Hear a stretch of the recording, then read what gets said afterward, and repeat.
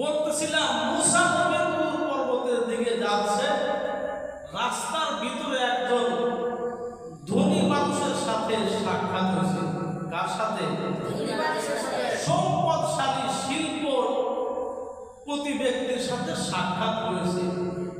ডাকতে বলে, ও আল্লাহর পয়গম্বর মুসা, হুজুর আপনি কোথায় যাচ্ছেন একটু বলে যান।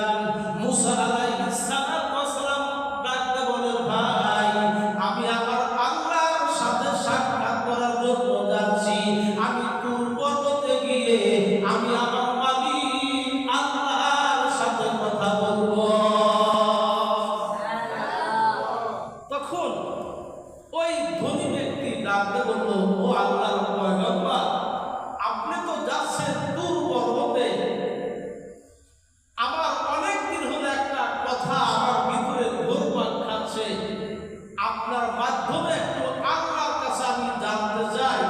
আল্লাহ রাব্বুল আলামিন আমাকে এই পরিমাণ সম্পদ দিয়েছেন, যে সম্পদের হিসাব রাখতে আমার কষ্ট হয়।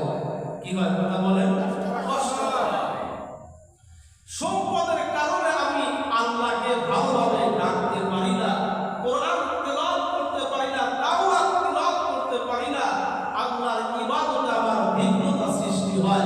আল্লাহর কাছে গিয়ে একটু বলবেন, কোন আমল করলে আমার নিয়ামত, আমার সম্পদ আল্লাহ কমায় দেবেন। জোরে বলুন সুবহানাল্লাহ। মুসা আলাইহিস সালাম বললেন, ঠিক আছে ভাই, আমি তুর পর্বতে আল্লাহর কাছে তোমার আবেদন জানায় দিব। মুসা আলাইহিস সালাম চলতে চলতে আবার রাস্তায় চলতেছেন। একজন বৃদ্ধা, একজন নারী, একজন মহিলার সাথে সাক্ষাৎ হলো। ডাকতে বলো, ও আল্লাহর নবী মুসা, আপনি কোথায় যান? আপনি বুঝি আল্লাহর সাথে কথা বলার জন্য তুর পর্বতে যাচ্ছেন? হ্যাঁ, আমি তুর পর্বতে যাচ্ছি।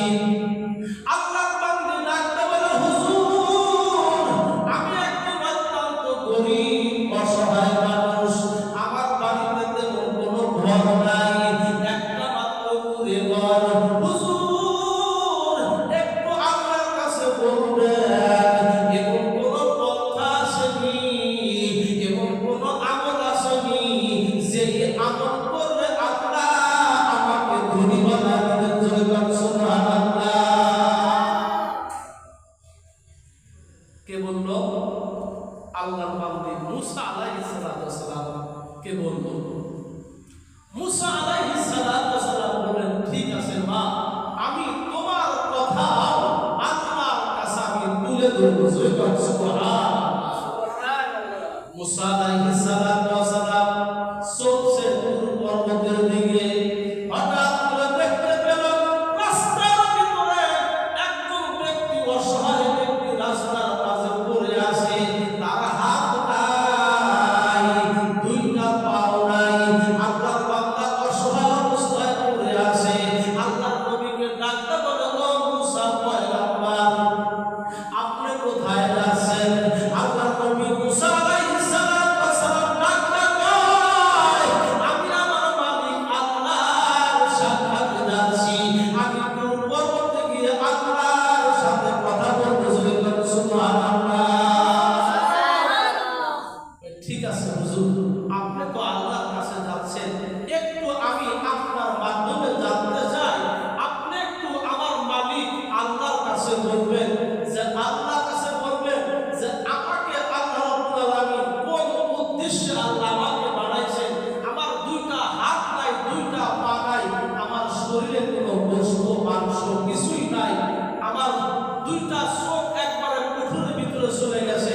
এমন অবস্থায় আল্লাহ আমাকে কেন বানাইছেন? জোরে বলুন সুবহানাল্লাহ।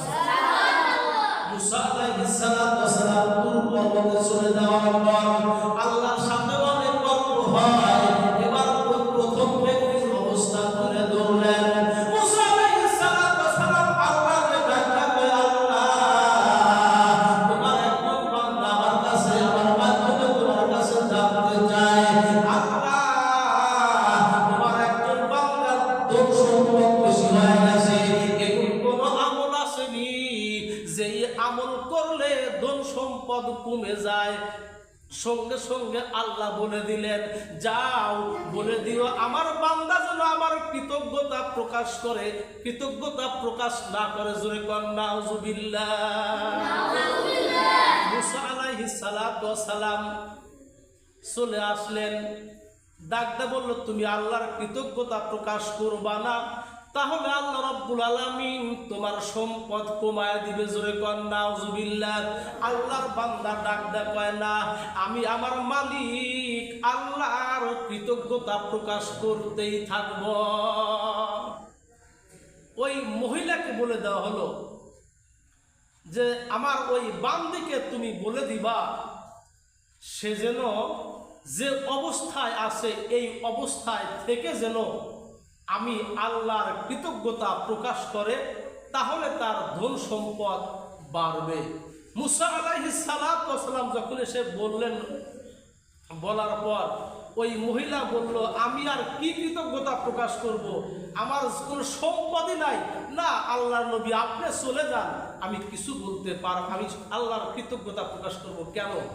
সঙ্গে সঙ্গে বায়ু, সঙ্গে সঙ্গে ঝড় তুফান এসে আল্লাহর বান্দির ওই ভাঙ্গা ঘরকে উড়ায় নিয়ে গেলেন। জোরে কোন নাউজুবিল্লাহ। 3 নম্বর ব্যক্তি বলছিল, তাকে বলে দিও যে তার দ্বারা আমি আল্লাহ রাব্বুল আলামিন তাকে অনর্থক আমি সৃষ্টি করি নাই, আমি আল্লাহ রাব্বুল আলামিন তার হাত এবং পা আমি কাজে লাগাইছি। জাহান্নামের ভিতরে ফুটা ছিল, আমি তার হাত এবং পা দিয়ে জাহান্নামের ফুটা আমি বন্ধ করে দিয়েছি, তাকে বলিও। এই জন্য আমি তাকে বানাইছি। সঙ্গে সঙ্গে বলার পর বলল, আমি খুশি হইলাম যে আল্লাহ আমাকে অনর্থক বানা নাই। সে তখন আল্লাহর প্রশংসা করেছিল, আলহামদুলিল্লাহ। সঙ্গে সঙ্গে আল্লাহ তাআলা তাকে পরিপূর্ণ সুস্থতা দান করলেন। সুবহানাল্লাহ, সুবহানাল্লাহি বিহামদিহি, সুবহানাল্লাহিল আযীম।